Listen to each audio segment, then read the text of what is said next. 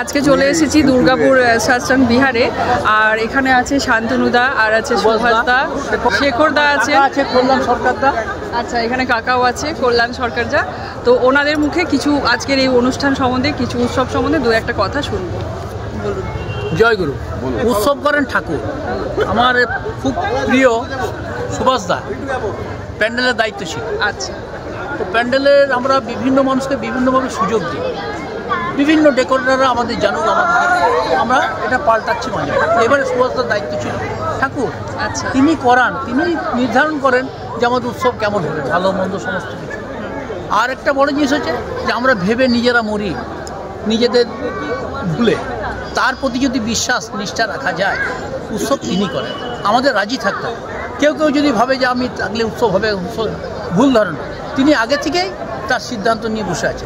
সদ্য শেখরদাকে আমি দীর্ঘদিন ধরে দেখছি ঠাকুরের পথে চলছে।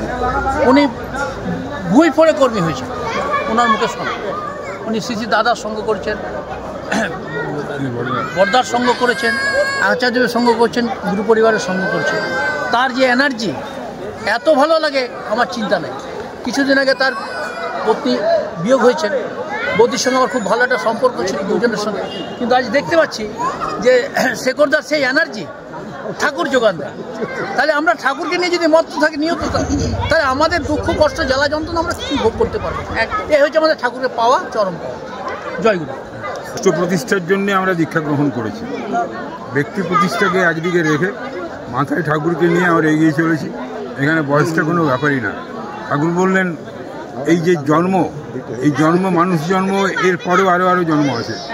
আমরা এখানে যা করে যাব ঠিক সেখান থেকে পরবর্তীতে আমাদের শুরু হবে জীবন। আমাদের জীবনের মূল উদ্দেশ্য ঈশ্বর প্রাপ্তি, ঠাকুরকে পাওয়া, নিজের আপন করে পাওয়া। এছাড়া পৃথিবীতে কেউ নেই। বাকি সব রিলেটিভ যে সম্পর্কগুলো, ওগুলো খুবই সেকেন্ডারি। ঠাকুরের থিম হচ্ছে মানুষ আপন, টাকা পর যত পারিস মানুষ হয়। এখানে সৎসঙ্গ বোঝে না, হিন্দু বোঝে না, মুসলমান বোঝে না, খ্রিস্টান বোঝে, মানুষ সমস্ত। এখানে জাত নেই, কোনো পাত নেই, এখানে মানুষই সব। কারণ আমরা সবাই এক, সেই একই পতাকা তলে, সৎসঙ্গের পতাকা তলে আমরা সমবেত হয়েছি। গোটা বিশ্ব ব্রহ্মাণ্ডকে আমরা গড়ে তুলব। বিশেষ করে দুর্গাপুরকে আমরা ঠাকুর নগরী করার প্রতিজ্ঞা করেছি। আগামী দিনে আমরা ঠাকুর নগরী করেই ছাড়ব।